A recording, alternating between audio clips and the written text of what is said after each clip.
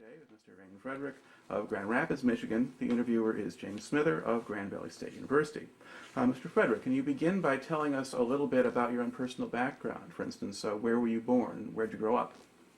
I was born in Augusta, Kansas, during the height of the oil boom in Butler County, Kansas. My father was an oil field worker, and my mother, he had come just before that time, had come from a ranch in West Kansas near Greensburg, which was disappeared this year in a tornado. Right. He lost his job in 1939 in the oil fields, and since his background was farming out in the Rice County area of Kansas, he went back home, back to the area where his family was, and his father was still alive and there, and so we ended up farming. And I, as a young lad of 14 years of age, learned the farming business because that was the ripe age. I needed to be doing something, and I had uncles and so on nearby that could employ me as, and I learned the so-called farming trade, as it were. Did you finish high school? Or Yes, I did. I went through high school in Alden, Kansas, and my wife also went through the Alden schools, and we married in 1944. Just a short time prior to my departure for the military. After high school, at that particular point in time, it was always a very important to become a part of the military because everybody was going at that point in time. And a friend of my father's had a large acreage of farms and so on, and needed help, and so he arranged for me to have a farm deferment 1 year at a time. That's the way those things worked, and because he didn't have any help to operate his equipment and so on. So I spent a year with him feeding cattle, picking corn, harvesting wheat, and then in the summer, late spring of 1944, then my deferment ran out, and I decided I did not want to set it up again because by that time I'd caught the fever to go away to the military. So my wife married, and then I left about a month later and went from Alden, a small town with 200 or 300 people, to Chicago area, and north of Chicago to now suddenly the name escapes me, but it was Great Lakes Naval Training Station. And there I was for some 10 weeks in the Navy training. And what kind of training did they actually give you there? It was a boot camp training. It was conditioning, obviously, for to strengthen that sort of thing. Some people came in from the city who had very little activity, and so they therefore needed to be their muscles strengthened, and they needed to learn how to swim. I frankly did not know how to swim, and I had to learn how to swim in order to pass the test and get out of boot camp. And haven't swam since, really, truthfully, but nevertheless I had to do that. And of course it was abandoned ship type things on boats and that might be used. They were generic boats that the Navy had, and rifle training, and what else? Marching, but everyday marching, that sort of thing. And of course, taking care of yourself. As a 19-year-old kid, you hadn't been away from mom and dad or from your wife or anything like that very long, so you had to do all of your home chores. And so that was the kind of training that we had. It was discipline, no question about that. And now, prepare you for the rigors that were coming. Now, a lot of people, when they went into boot camp, they had problems with just the discipline and the following orders. And how did you do in terms of kind of? Well, I didn't go on report, and I obviously didn't enjoy it all that much, and I certainly didn't enjoy the fact that as a group we were punished for one or two individuals who might have caused a problem, and so marching was one of those things. We marched into the night, and we called it the grinder, which was the training ground, the training, you know what I mean. But anyway, those kind of things I didn't like. And of course, there were a few culprits, in the crowd that got the use of the brush in the shower in order to get them straightened around so they didn't stink all the time. Mm-hmm. And frankly, they were constantly late and that sort of thing. We were getting pretty tired of that. So therefore, some correcting actions took place as a group on one or two or three individuals within our barracks. But that's about that kind of was the general term. I was able to I didn't have any trouble with discipline. That was not a problem with me. Okay. Now, once you get through the basic training, where do they send you? Well, we obviously I got a chance to come home along about Christmas time and late October, I should say, just before Christmas, and then we were sent to Gulfport, Mississippi, and our training there was then no more marching to mount to anything, but gunnery school was the big deal there, and by that time I had been selected because I was a generalist. I had no background education to make me a flyer. It had no background education to make me a mechanic. I had no background information or training, you might say, in order to be segregated into some kind of specialized training. So as a result of that, I ended up in what was called the Armed Guard, which was a group of individuals. It ended up, I guess they had something on the order of 100,000 or so of us that were scattered around throughout the world. To operate the gunnery protection for each one of those individual ships. That we had to be trained to use a 5-inch 38, 5-inch 51, 3-inch 50, and 20 millimeter, and obviously rifles and things of that nature. So our gunnery school was located at Shell Beach, Louisiana. So we would go over there to the barracks. I can't recall exactly how long we were there. It seems to me like we were there about 7 or 8 weeks, maybe 10. I'm not even sure the exact time. But anyway, during that period of time, we were really about all we did was fire ammunition. I mean, that was located right on the Gulf of Mexico, and we fired out over the water itself.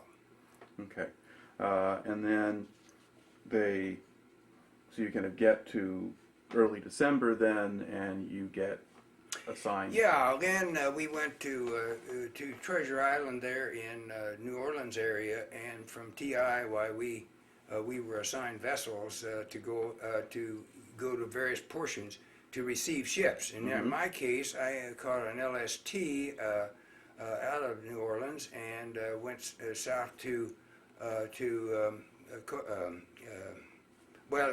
it's on the east end, I should say. I don't know how it's really the north end of the Panama Canal. At Cristobal was a naval base there, and we were housed there for not very many days. I don't think we were there over a week. And then the SS Perotti was going through the canal on its way west, and we caught that on Christmas Day then in 1944. And that was our assignment. And we stayed on board that ship then for the next 9 months. Okay. At least I did. Yeah. Now, what kind of ship was the Perotti? The Perotti was a merchant vessel that was hauling, at this particular point in time, was hauling gasoline and headed west toward the islands. We ended up in New Guinea, and there we were to drop we unloaded our cargo, and then went back to San Francisco. All right. Actually, now, you're a country boy from Kansas, and before they even had a big reservoir out in El Dorado, Kansas. So, what was it like for you to be getting on these ships and crossing seas and oceans and things like that? How did you respond to that? Quite an experience, to say the least. Well, for one thing, got seasick. That of course was one of the things. The LST was the worst adventure, really, when you come right down to it. The LST was a flat-bottom vessel, as you probably well know. In this particular case, they were carrying what looked to be telephone poles, and they were just piling that they were going to drive in probably in some kind of a beachhead in order to get dock ships and things of that nature. and it was obviously very lightly loaded. Mm-hmm. Now a flat bottom tub, and that's essentially what it was, just sits up on top of that water, Mm-hmm. and it even on a quiet day, it just rocked and rolled and terrible. Mm-hmm. And we were on that thing. I think it was about 7 days, maybe 8 days, going down to Cristobal, and that thing was never still a minute, and people were sick everywhere. I mean, it was just a mess, you know. Of course, that was our first experience. Right. The best of all of that, of course, was the fact we didn't get sick on any other ships. Mm-hmm. I mean, it was really a good situation. The ocean, big and blue, beautiful, and all that sort of thing. The expanse is overwhelming. There's no question about that, and. That Gulf of Mexico is a gorgeous, gorgeous place, and had beautiful water and so on. Probably the most beautiful water we saw was in the Coral Sea, was off down in near Australia, but nevertheless, vast. That's all you can say. It's just day after day after day after day, and you sailed and Yeah. Now, did your ship sail by itself? by itself. Okay. Yes, sir. Yeah, we had each of us traveled by ourselves to avoid a group because apparently the Japanese at that point in time didn't have a lot of subs that could be used in a kind of a wolf pack, and so we. However, one of the ship, a sister ship of ours, who had just gone out a day or so ahead of us, staying on a different course, was indeed hit, and we never. And you never answered. You didn't answer an SOS. You just stayed away because that was used as a device to draw other ships close by because Americans had a tendency to want to save their people, and so the captain just said they're having trouble, but we're not going there. We're going this way rather than that way. So. Well, would you leave that to the Navy or the seaplanes, or Yes, let or someone else whatever, check it out? yeah, whatever survival they could come up with, which was obviously not very. It was not a good scene. It really wasn't, but very practical, and so we made it through without. Frankly, we saw no one. We were scared. Like, talking about going to sea. I mean, that was the scary part. I mean, you know, that's vast out there and black as a stack of black cats. You know, you couldn't believe how black it was, and yet there you were, and we did 4-hour shifts on, 4-hour shifts off, observing the surrounding area so that we could advise if there was anything on the horizon or thereabouts. And fortunately, we didn't have any enemies. At least once in a while, you'd see a ship, but it would be way off. You see the smoke, most likely. You know, a trail of smoke would be the thing. And the next morning after this incident, there was an opinion that we had that there was smoke on the horizon, but it was not a trail. It was not a stack from a stack. It probably could have been a serious problem for those people, but we did never know. Now, when you're on, so it's merchant. You got a ship with a merchant marine crew, people who are not officially military. Correct. But they have the gunners, the guards. You got a small number of Navy personnel. Yes, who we were had on 20. There was 20 some odd. Let's see. I think the merchant marine had about. It seems to me like about 31 or 33 individuals on board that took care of the actual ship, from the captain down to the bosun and that sort of thing. And then there was 20. I think there was 24 of us naval personnel, of which we had a lieutenant, a full lieutenant was our commanding officer. We had, I believe, we had only. Yes, I know we did. We only had one senior petty officer. He was not a senior. I shouldn't call him that. He was, I believe, he was called third class, if I remember correctly. He was a gunner. That was his classification. And then the rest of us, most of us, were seamen. Right. I think when I went on board, I was a seaman second, and moved up to seaman one, and then.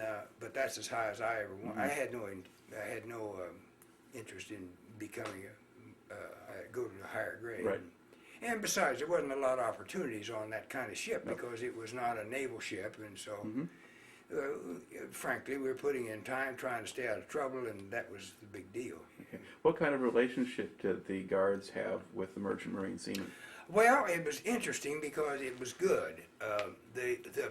There was a jealousy from a standpoint that the naval group were the so-called protection for the ship, receiving $1 a day when indeed the merchant marine personnel had, who knows, buku bucks. I mean, they were being paid as civilians. And so there was some of that kind of jealousy. But the actual, the merchant marine were happy to have us on board because really all of the gunnery fellows could do, they couldn't stop an airplane, not really. You might try, but you couldn't. But you could scare them off. But the big deal was that you would not be accosted by a submarine who wanted to save his torpedoes. So he would fire on the ship, and then board it, and then of course blow it up. And that was really, if you come right down to it, that was the basic operation that we had, was to keep a submarine from boarding the ship and causing it to be destroyed. And of course, obviously, we've probably been destroyed as well. I mean, that seemed to be the way those things worked at that particular point in time. Now, if you really got into a battle, well, the question really came, would your cargo go up? Yes, it probably would, and they'd fire into it, and then we'd have to abandon the ship and all that sort of thing. But that was really our point. Back to your original question, the Merchant Marine saw us as very helpful. So it was kind of a little bit of this, but mostly we didn't have a lot of trouble with it. Now, did you eat together and Yes. stand watch together and that kind of thing? Or? Well, we had a common mess hall, and the only people that ate separately were the Merchant Marine hierarchy, the captain and the mates and so on that were running the ship. They ate in the quarters there midships, as you may have noticed that picture. They were there. Well, actually, I lived in midships as well, in one of the lower forecastles. But it was, But the actual cruise, we ate together. Okay. Now, let's see. So your first voyage goes across the Pacific. You get over to New Guinea. Did you stop anywhere along the way, or did you just go straight Never there? saw land for 24 days. And what did New Guinea look like when you got there?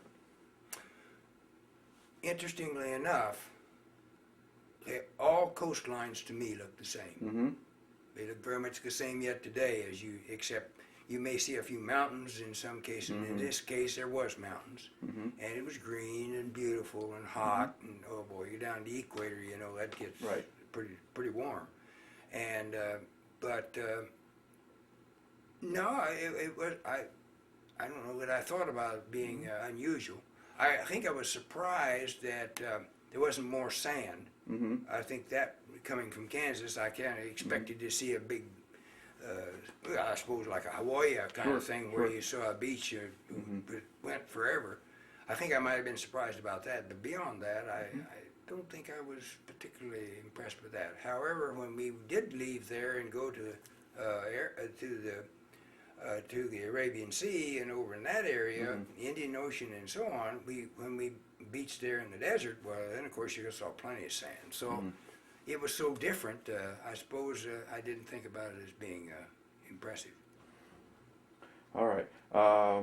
Where else did you go then? I mean, Well, we unloaded our cargo there. I will say one thing about that. While we were there in New Guinea, they were about to push north to Guadalcanal, and this was a place where they were storing supplies and all that sort of thing. And since we had fuel on board, we were unloaded.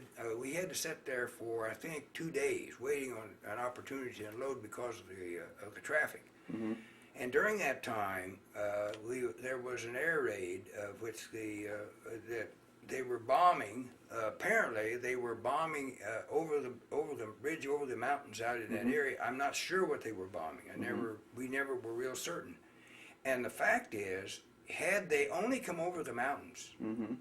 and come into that little bay where we were, Mm-hmm.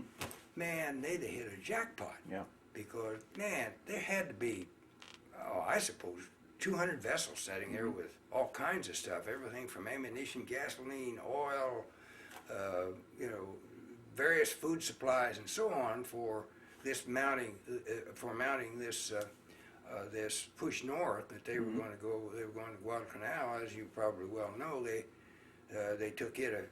They started later on that year, and I can't tell you the exact dates on that because since we were not there. Yeah. Well, by then, I mean, you're there sort of early 1945 and so forth. Yes. The fighting has moved north. The land fighting has moved well That's north. exactly We're right. in the Philippines. Yeah. Guadalcanal, though, was sort of the main staging base Right, for and much it of the had rest to be. of it. It had to be taken out because of the, as I understand it, it had to be taken out to avoid them retaking it and controlling our supply line. Right. Although by then there wasn't really any particular No, risk of that. No. But the Japanese still had, Rabaul was, and they still had a base or two in the area. Not a lot of aircraft, but once in a while they could still come up with Well, some. and this was it looked like, as what we could see, and it's hard to tell, of course, but it looked like there were a bunch of airplanes. I mean, there must have been a squadron or two. I have no idea. Probably bombers. Probably Right. They used to call them Betty bombers. Betty, They so were twin engine ones. Yeah. Mm-hmm. And they dropped a lot of explosives, of course. But it's just so interesting. They could have really done some damage. Had to come up. I have no idea. Maybe they did a lot of damage where they were. I have no idea. Okay. You were saying that you had gone to New Guinea, because the outline of whatever that you've got actually has you going to the Admiralty Islands. Yeah, which are well, that's sort of off the coast of yeah, they're nearby. that was. I'm sorry about that. That was. Let's see now. We went to the Admiralty Islands though afterwards. I think we went back to San Francisco, and to get a new load of oil, I believe. And then we came back to the Admiralty Islands and there's when we had our captain got in trouble in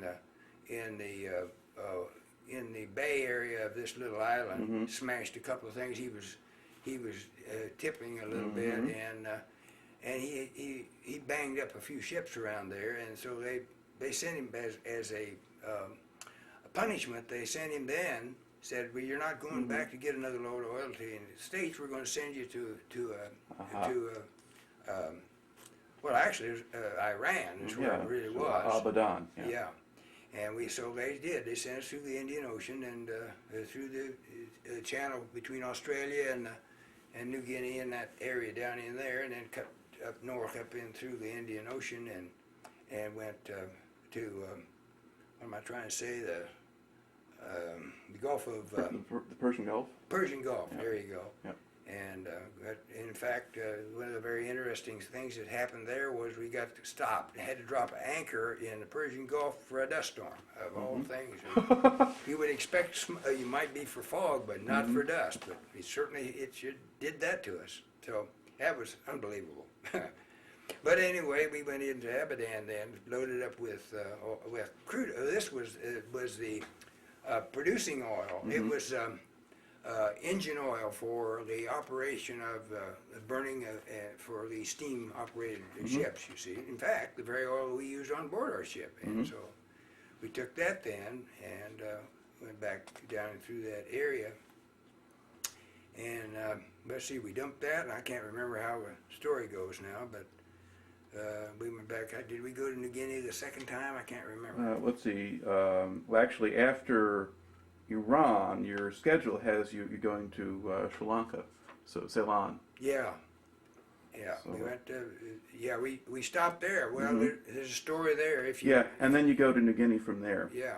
Yeah. We went back to New Guinea and dropped the oil the second time. So, the thing about that, the reason for the stop in Ceylon was because we'd run out of food. We had a purser on board who took money for the oil for the food that we took on board. We're supposed to have taken on board. Because he knew we were going to come back to the States. Then the captain got in trouble with his situation, so then we didn't have any food when we got over to Abadan. So it was, let me tell you, I was about that big around. We really didn't have anything. It was tough duty. We got a little food in Ceylon, we got a little food in Australia that they could share with us, and then we came back to the States again. So Yeah. So now the purser there, was this another merchant marine person? Yes, he was part of the Merchant Marine, yeah. So some of those officer types in the merchant marines were a little unreliable.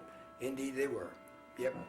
Yep, they were. And as a matter of fact, I didn't know this at the time and never heard of a purser till I got on board that ship, but apparently there was a lot of padding. It took, salting of the palm.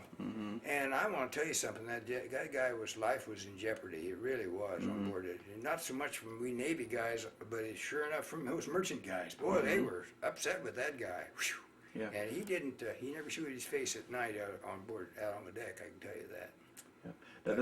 The merchant marine sailors themselves, where were they from, or what kinds of people were they, as far as you can Well, they were, I suppose it would be fair to say that most of them came from an area that was close to a body of water. There was one or two guys had come from this area, not necessarily Michigan, but from the Great Lakes, and had shipped out over on the seagoing ships. Right. And there were people, and I used to hear the story about it. It was quite interesting because they, seagoing merchant marine and the lake merchant marine were quite different, and particularly their difference was the squalls that hit as you know, the Edmonds Fitzgerald went down, in a severe squall, and they said it was so much rougher on the Great Lakes than it was out in the ocean, and they didn't like that. And most of them said, "I'm never going back to the Great Lakes. That's rough duty." I recall that. That's the only thing. Then I they recall. couldn't have been in a hurricane, but. Well, that's true, but they're going to avoid those. They usually, even back in those days, they had pretty good communication, and they avoided those storms as much as possible. They would skirt around them. Right. We didn't have radar at that point in time, so it depended on people's eyesight and so on. I'm not sure whether I've covered the whole base on that or not, but it was a very the Merchant Marine came from areas like, New Jersey, most of the people, as a matter of fact, this Perotti that we were on, it was built in Pennsylvania. And I suppose, I have no idea, it hadn't been to sea but a couple of years, maybe 18 months when I got on board. And I had no idea whether it was the first crew or the last crew or what have you. They were heavy drinkers. They played poker all night. Some, I'm sure, left the ship broke.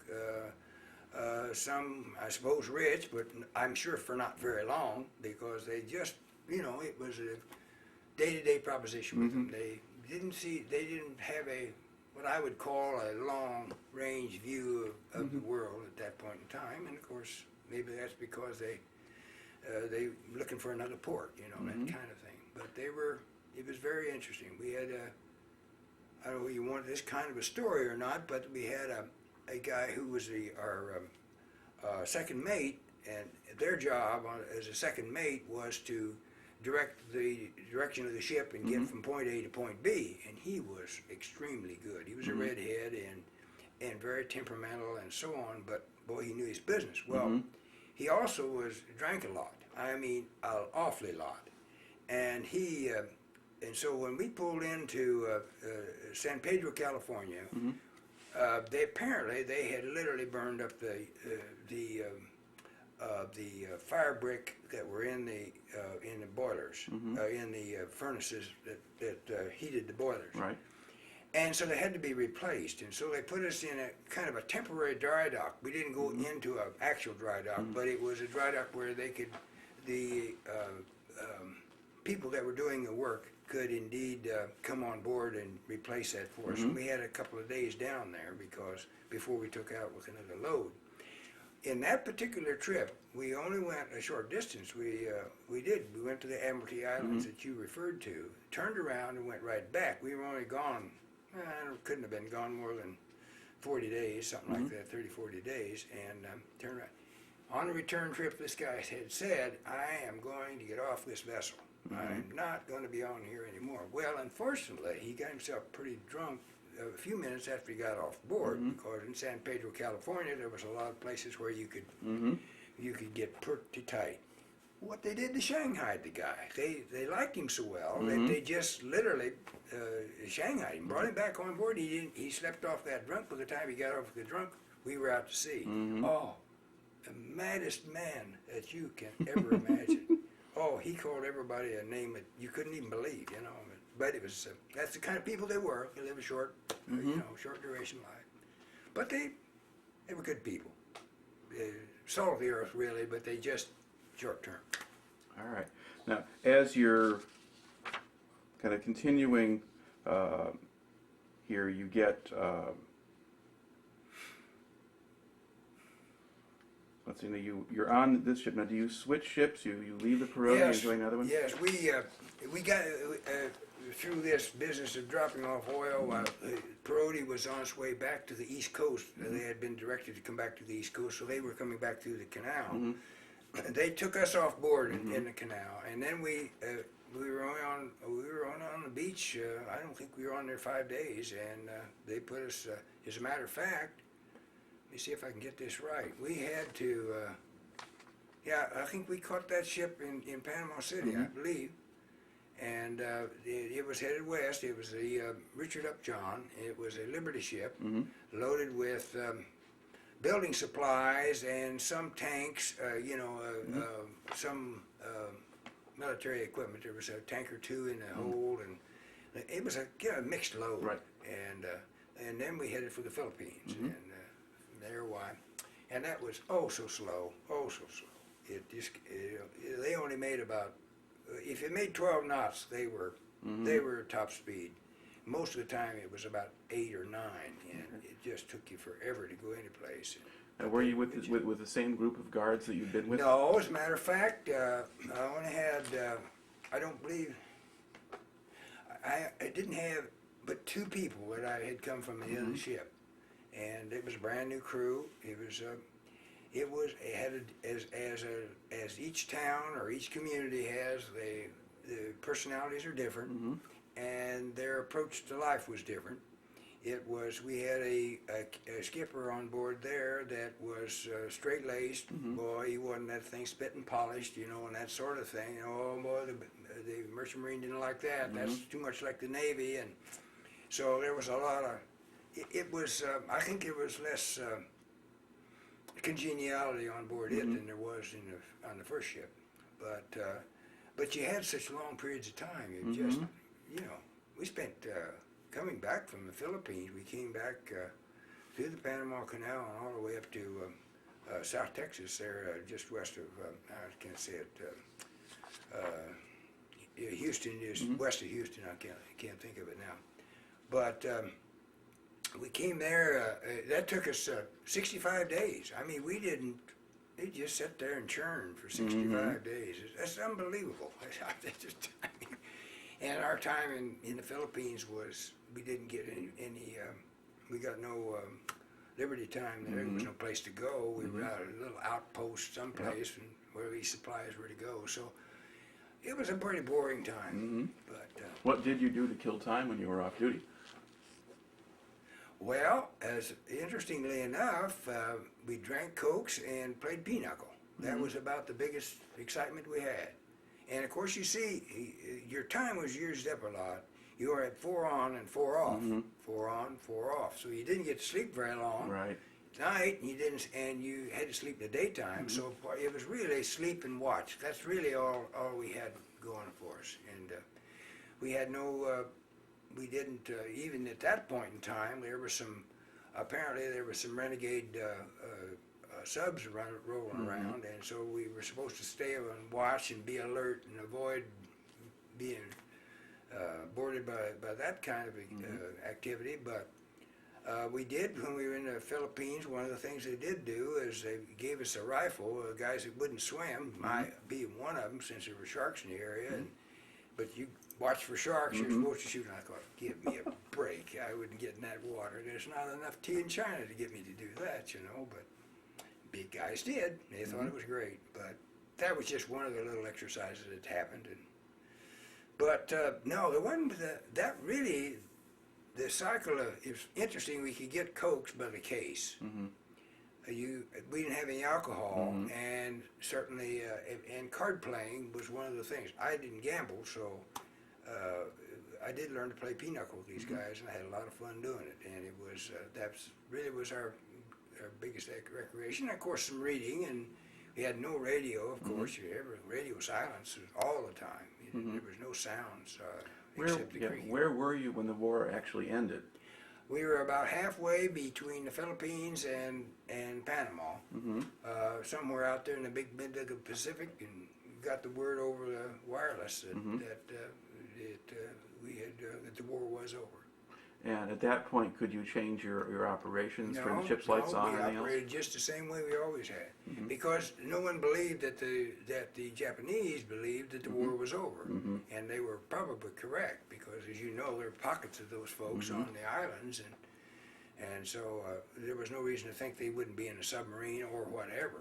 In fact, there was some damage to ships that was caused by the Japanese military, airplanes, that swooped down on some of the ships after it was over, and so on.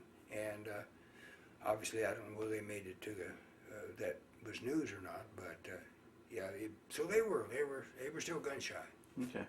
Now, once you got back from that trip, did they send you out again? No, that was the end of my sea duty.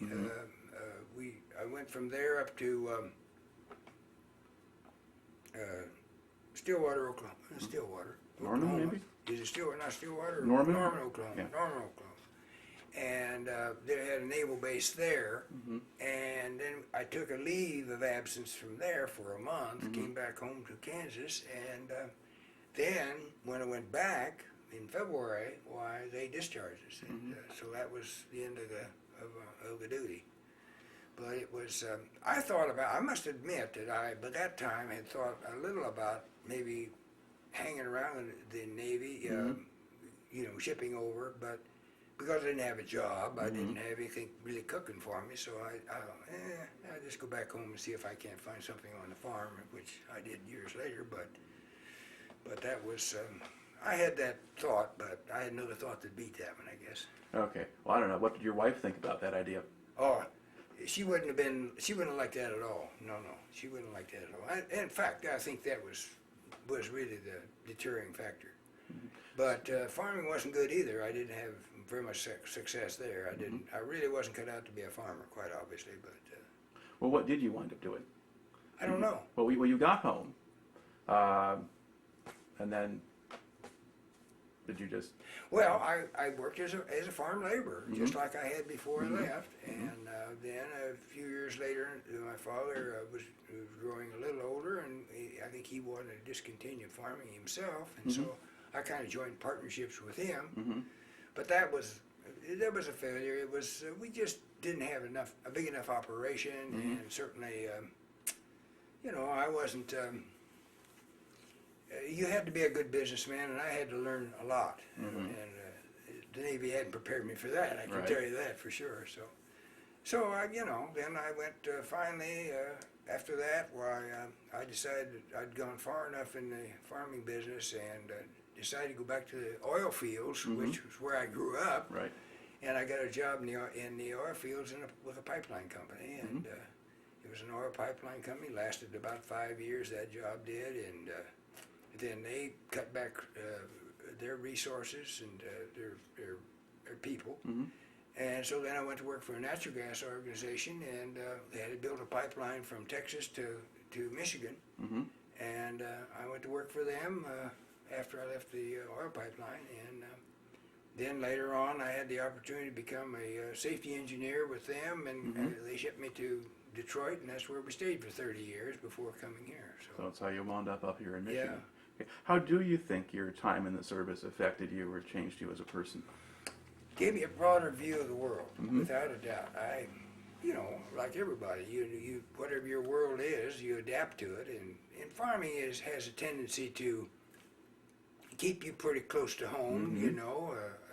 You're on going round the field and that sort of thing, and feeding cattle and that sort of. But you don't really know what the rest of the world's about. And certainly I learned about the Arabic world. I can tell you right now, I was concerned about them even back then.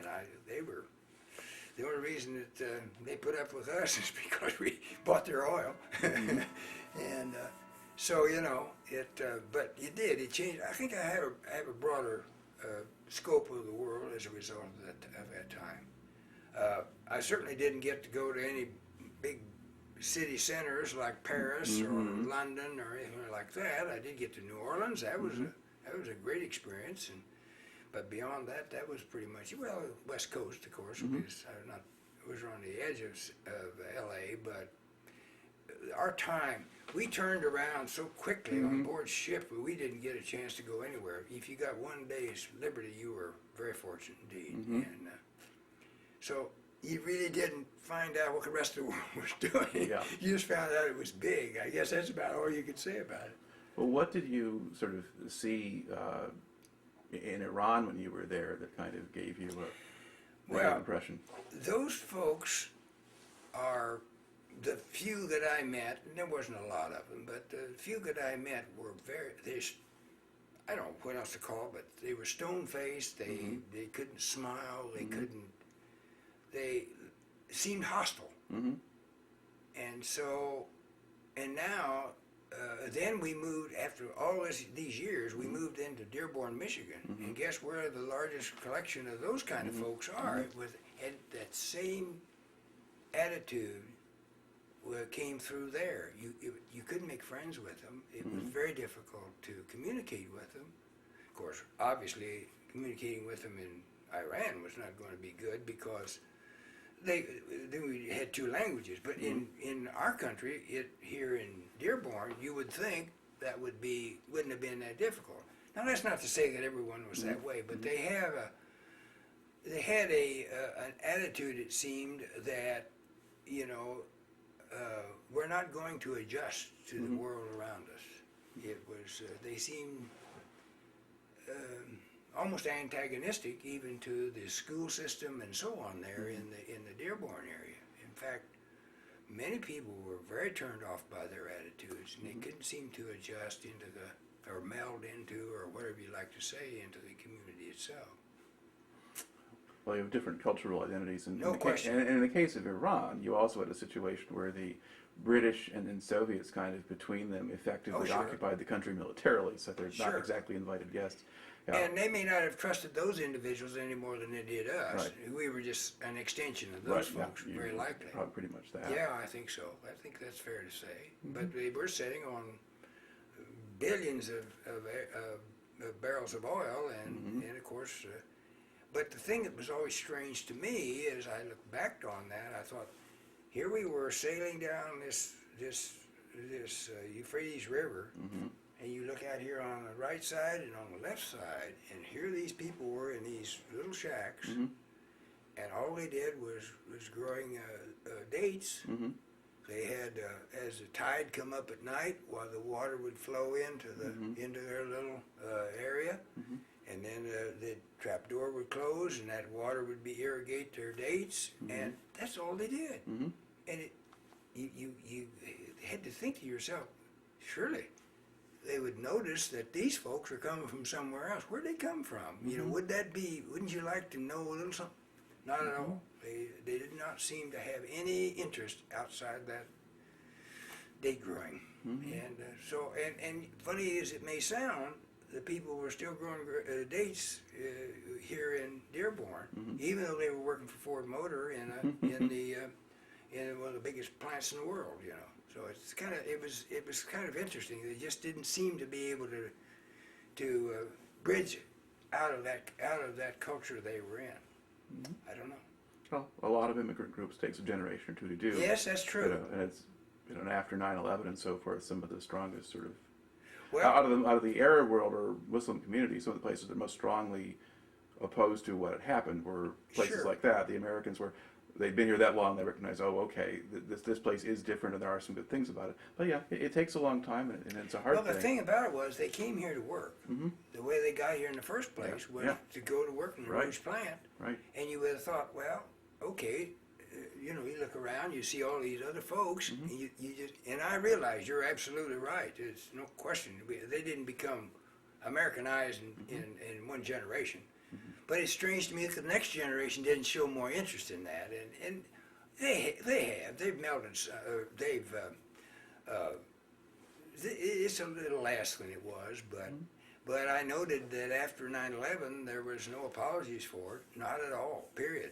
I mean, this was their country now. You see, that was hit, and you would have thought they would have had some concern about their own ancestors being a part of that, and they didn't seem to have make any apologies for it. So you know, it's just an observation, but pretty strange. Yeah, but something that just sort of strikes you in a certain way at a certain point in Yeah. time, the way you saw it, and then, Yeah. then it echoes later Well, on. actually, I have to be honest. I felt threatened by them. I really did, because they were so stoic. No emotion, no. And certainly very different from what you've been And around very with that. different from what I had been accustomed to. Yeah, and certainly with that group of guys on the ship and so forth, and Yeah. very different from that. Yeah. Are there other kind of individual stories or things that kind of stick in your mind that you remember about that time as you're sailing back and forth and so forth? Well, I can tell. I tell one story that has to do with the weather on the Indian Ocean. They have cyclones, and they're really quite severe. And I had just a while ago I mentioned the fact that they kept pretty close tabs on the weather and so on. Well, this one apparently they didn't. They were not advised, or at least we got into the midst of it, and we were in actually 100-mile-an-hour cyclone, and on board ship that is bad news. Now it's just so happened our tankage was empty. That is the cargo tankage, and so we're sitting high. Yeah. You can imagine what's going to happen to that ship. You know, we ended up with we were about 15 degrees off center. In fact, we were convinced it was going to capsize, and so the captain, being a pretty sharp hombre he said, "Aha, let us fill the starboard tanks with salt water, and we'll balance this thing up," you see. Well, that's what he did, and I do believe he saved the ship from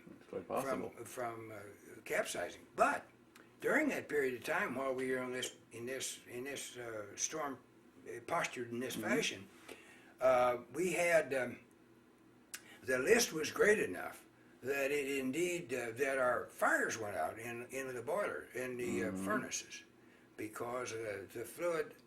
Apparently the level of the fluid in the tankage was such that it was sucking dry, just getting air, and out they went. Down, the fires went out. Now, if you can imagine this ship sitting out there in the middle of the ocean with now no power, I knew it was going down. I had no doubt in my mind. That was my greatest fear. That was the worst thing that ever happened to me, I can tell you for sure, but I just knew it was going down. How long did it take him to get the We were boilers down going? about 4 hours Wow. before they could get those things fired up. Now, I don't remember. I'm probably new at the time, but I don't recall how they got fluid back into those things so they could get them fired up again, and then build up steam enough to put power on the screw in order to drive the thing and get it around and get it faced into the storm.